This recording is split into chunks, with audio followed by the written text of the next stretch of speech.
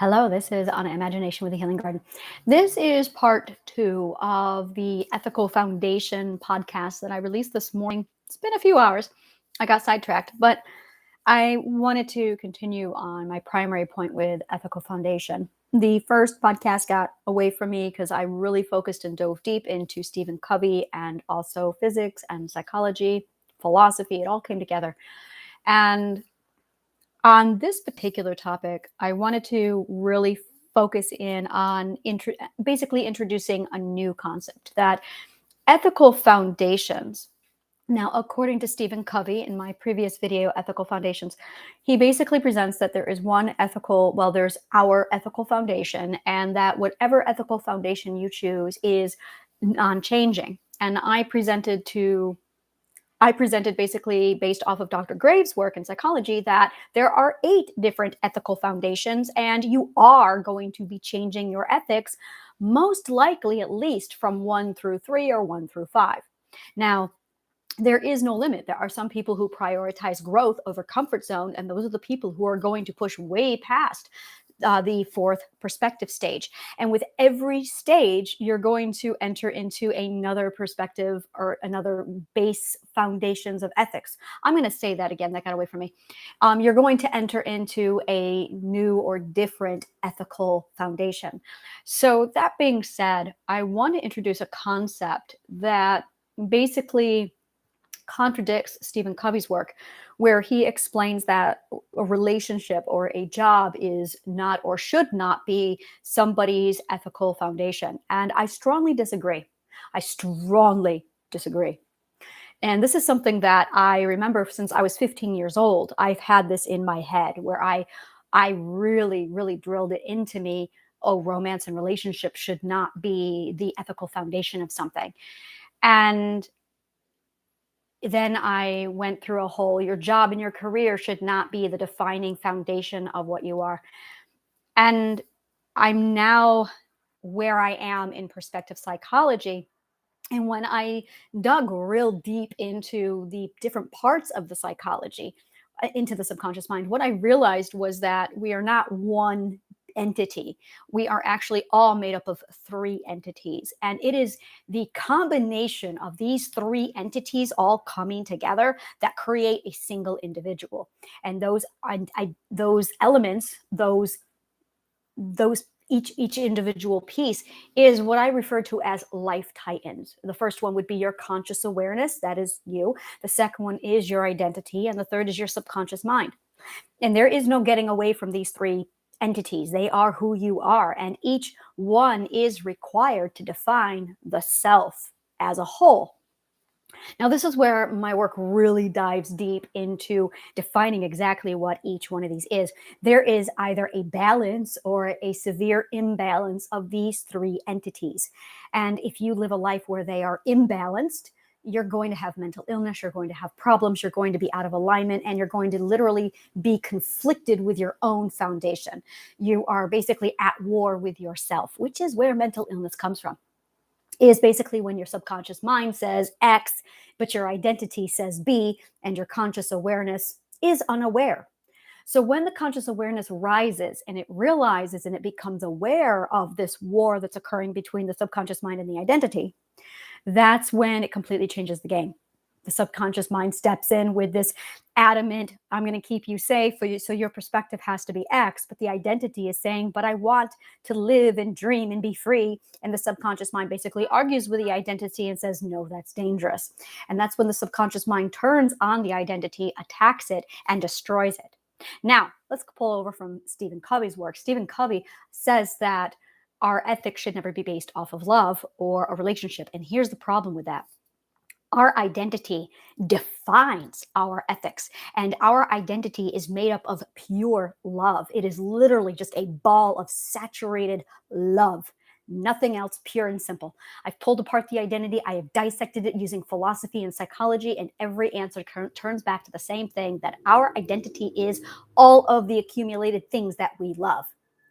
And some people are hardwired to build their ethical foundation off of what they love. We all are. All of our identities are based off of what we love. For some people, that's going to be a relationship. That's going to be love. For other people, it's going to be their career. It's going to be the defining thing that absolutely divides them. For others, it's going to be study, and it's going to be the pursuit of education. And for other people, it's going to be the pursuit of helping others, teaching, and basically it's literally the accumulation of what we love the most. What we love the most is going to be our foundational ethic that we base it off of. Now, after I read Stephen Covey's work, I basically took Mr. Covey's perspective and made it my guiding factor. And then I developed through all these perspective stages.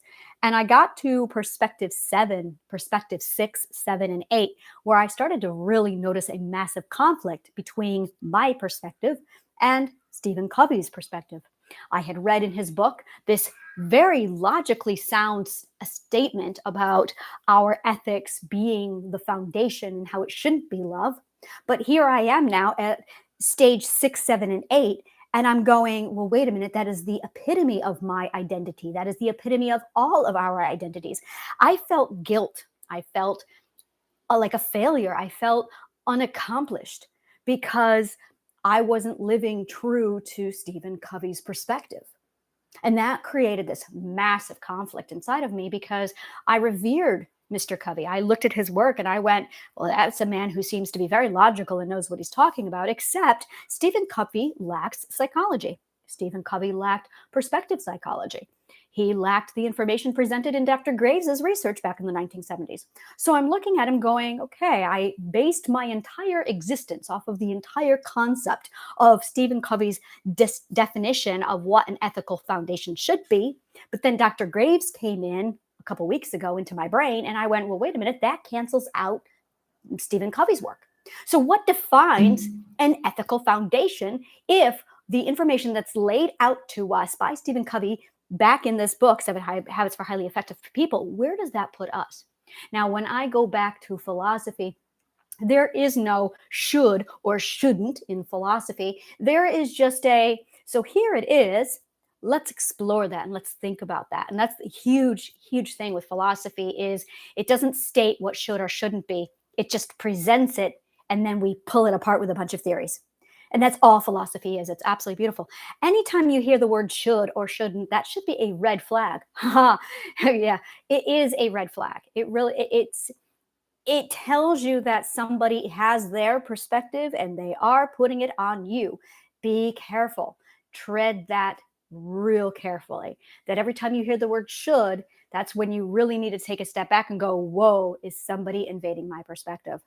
So now that I've presented all of that, let's set that aside for a minute. And I really want to delve into this concept of having a love, having love, or having a career or a business or a job based off of that. Now, an identity crisis is the very definition of us losing who we are, losing our foundation, and then we're floating around life going, I don't know who I am. I don't know what I am. Who am I? This is an identity crisis. And this happens to almost everybody at least once or twice in their life, if not more, depending upon how deep into philosophy you are. The more deep into philosophy you get with these undefines, not being defined, the more identity crisis you're going to have.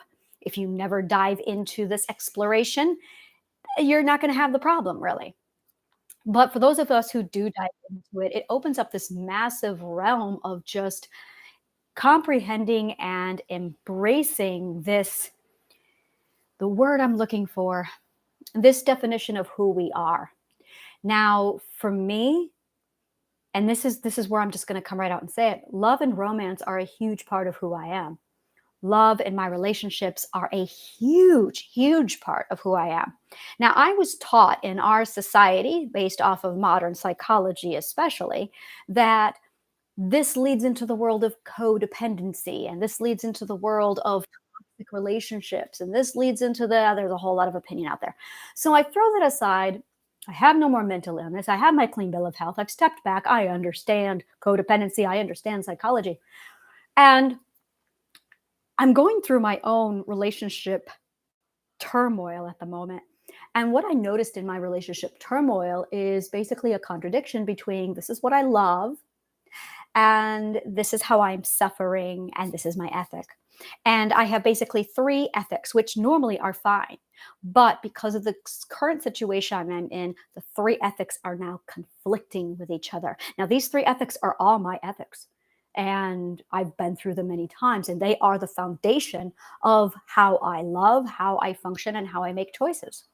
But at the moment, they are actually conflicting each other. For instance, the first ethic is you take care of yourself. You absolutely prioritize yourself and your maintenance in your mind and safety above everybody else because you have to take care of the unit. Do not sacrifice self love. And where codependency comes in is codependency does not have that ethic. So I have that ethic. But then there's another ethic that says you do not abandon family and you do not abandon someone unless they are causing you abuse and pain and they're not making any effort to show you to heal or to improve themselves. So this is where I go, okay, if I have a relationship and he's not abusing anybody, then you stay by him. And then there's people who say, well, he's got this mental illness, you should throw him away. And I look at something like that and I go, okay, that's equivalent, in my opinion, to somebody having a broken leg, so you throw them away. And that's not my ethic, not at all. So there now opens up this massive window, and I am going to use Christopher Reeves as a beautiful example for this. Christopher Reeves, if for those who don't know, he was the actor who played Superman in the very first movies back in the 70s, I think they were, and he fell off a horse and he broke his spine and it left him completely paralyzed, incapable of breathing for the majority, incapable of breathing without a machine for the rest of his life. Now, near the end of his life, he finally was able to come off the machine for a few minutes, and that was a huge improvement. But his wife ended up staying with him through the whole marriage. It was one of the most beautiful, romantic. I don't even want to call it romantic. It was the most beautiful dedication of love that she supported him 100% through this. And that to me is absolutely admirable true love. Now, being with somebody, loving their identity, and then having this obstacle is going to have mental wear and tear on you. If your spouse or your partner does come down with cancer, that is going to take a huge psychological turn on you. Now, according to the standard issue common belief out there, you should throw them away. She should have divorced him. And that's where, from psychology and ethics philosophy, I say, wait just a minute. Why would you throw someone away? Because it's not easy. And this is where instant gratification. There's this concept with love and relationships where people are very quick to just throw away what doesn't serve them right away. If it gets hard or difficult, if it's not easy, you should just throw them away. And as long as they're not hurting anybody, like deliberately being evil people, as long as they're not abusive, then why would you just give up on somebody? And I saw this with my own partner. I'm trying to figure out how to explain this. Basically, there was a lot of miscommunication and there was a lot of misunderstanding. So when people and therapists advised me on how best to handle it, every opinion came back to me with, oh, you should just throw him away. Go find somebody new. There's more fish in the sea. Now, I'm wired differently than most people. I do not want a relationship, and I don't go out and seek out a relationship, or I don't go out and seek out a person, generic X, to plug in for the ideal relationship. I'm not that way. I don't want a relationship. I'm perfectly fine just being me. When I meet somebody, then they might inspire a relationship from me. But if that person ceases to exist, if that person is no longer in the equation, I don't default to, but I want a relationship and you're just some guy I generically plugged in. For me, it's, well, if you're not wanting to be in the relationship, then I don't want any relationship because my goal is not the relationship. I don't have a goal. If I find somebody and it's great meshing of chemistry, then I might be inspired to pursue a relationship with that person. But the relationship is not a goal for me in the forefront. Which really changes everything when people say to me, "Oh, you can just go find somebody else and find another fish in the sea. There's plenty out there." But I'm not walking around looking for a relationship to plug generic X fish into the sea. I'm just, that's not how it works for me. So when it comes down to, but at the same time, I have this very grounding, when I do find somebody who fits the equation for me, it becomes a huge part of my ethical foundation. Now, prior to meeting this particular person who inspired this massive desire in me of wanting to have a relationship with him, I was perfectly fine being on my own. I loved being on my own. And I was able to make my ethical foundation based off of love for myself and adventure. Okay, adventure. Adventure is 100% what my ethical foundation is based on. I am so adventure driven, it's disgusting. And that's really, and maybe this is, and again, this is just exploring this, like looking at the possibility of all the different types of ethical foundation that's out there. So for me, a relationship is just an adventuring partner, or a job or a career is just another adventure. So I'm very adventure minded and I'm very growth driven. So for me, I'm going, can I grow and can I adventure on this? And if I can grow and have an adventure, oh, that's my happy place. Like that is my, I need that. So when you look at other people who might prefer the comfort of their own home and they might prefer companionship, basically what I'm proposing is that I don't think it's as black and white as Stephen Covey says it is. I don't think it's black and white of ethical foundation needs to be it. There is nothing else. You have to have your ethics. Define your ethics. They will never change. And this is the box. And I'm now going, no, I don't think that's it. I think that love might be the ethical foundation for some people. And I believe that work and a job and a career very much might be the ethical foundation of other people, because what we love is tied into our ethics, which is something that Stephen Covey did not know because he didn't study psychology. So that is a huge governing factor when you are building up your ethical foundation. And this is where it comes right down to a person's personality, characteristics, and traits. I have met people who absolutely, their favorite thing in the world is relationships, partnership. That's just how they are wired. There are other people where they are totally career driven, and that is how they are wired. At the core foundation of all of us, it is who our identity is, what our identity is. So this is, I guess, where I really disagree strongly with Stephen Covey. And I think my final decision is it's not our ethics, it's our identity. Our identity is the defining foundational core. And it's what we love that is in our defining core. Now, the things that I love, I have loved since I was 4 years old. And that has not changed. There have been things added to it.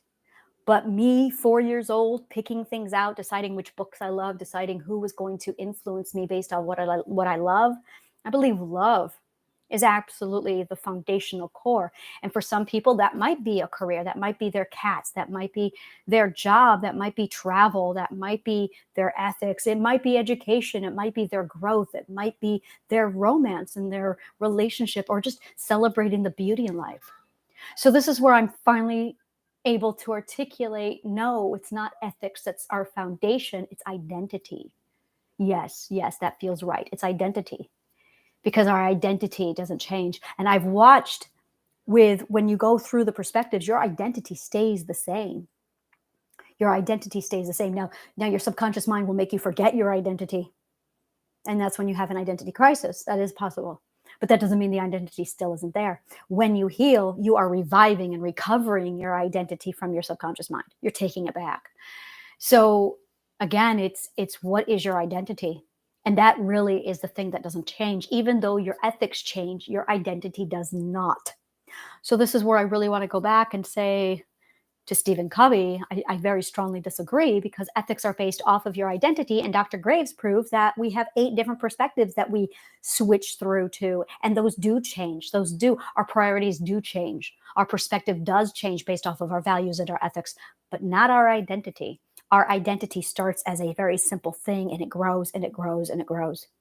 And the more you define your identity, the more you stabilize and you establish who and what you are based on all the things you love. So when you're 4, you might love 5 things. But when you're 10, you might have 20 things that define who you are. And this information is supposed to expand and grow. So by the time you're 30, your list of all the things you love is supposed to be much, much bigger. You stop growing when you stop defining the identity, which is exactly what we're doing here, which is exactly where we come from. It's understanding who you are so that by the time you're 50 and you can say, I know who I am, I know what I love. I know what my ethics are based off of. My ethics are X because my politics are X because I love ABC. I love the world. I love the environment. I love animals. Therefore, I have a huge ethical problem with the Hoover Dam. I will not get on that soapbox right now, but it's coming. That being said, that being said, I have an identity that very strongly dictates what my ethics are going to be. And that's really the difference between an ethic and an identity. But again, Stephen Covey was not aware of this depth of psychology because he didn't study psychology. So, throwing that all out there, I think in conclusion, basically there is this massive slander that takes place on people who prioritize love or their relationships above, like it's their grounding defining thing is love and relationships. And there is this modern psychology wave that's anti-codependence, and believe me, I'm all for that, the anti-codependence part. But codependence comes from fear, not love. When you are codependent, you are in fear. You are not in love. Codependency is very much loving. It's not love at all, out of fear. It's actually euphoria for being seen, euphoria for being visible, euphoria for being accepted. And you're just euphoric because somebody loves you. That is codependency. And that actually has nothing to do with love. That is totally out of a subconscious mind conditioning you into fear. Like that's something completely different. So, because there's that disconnect between understanding the difference between in fear and in love, and because we are not, because there's this massive blinders on of just don't be codependent, don't be codependent, so that when in love actually happens, people are confusing in love for in fear, not realizing that in fear is actually a thing. So, you might be one of those persons who's absolutely built off of love, off of having a love and your identity being a massive defining part of who you are and your ethic. That your relationship or relationships or how you love somebody is very much defining who you are. Just make sure that who you love is not dangerous, not toxic to you. Make sure that you're loving them for the right reasons, not in fear because somebody's paying attention to you, but instead in love, where you're doing it, you love them because they are actually an extension of the identity. They're celebrating who you are. And if I were to use words that I actually don't like to use, I would say that you know you're in love when you love someone out of pure selfish reasons, a celebration of yourself. But we don't use the word selfish properly. There's a lot of connotation there, and it's very complicated. I'll get into that later. So that summarizes my ethical foundation, redefining it for myself as being based off of love in a non-toxic, very healthy celebration of the independent identity self that I am, that is separate from what we associate with in love codependency. That's all I have to say about that. Thank you so much. And always take a look at my website, www.annashealinggarden.org, where you can take a look at which healing plan is right for you. It's basically a healing journey for the intellect. Thank you so much. And may the kindest of words always find you.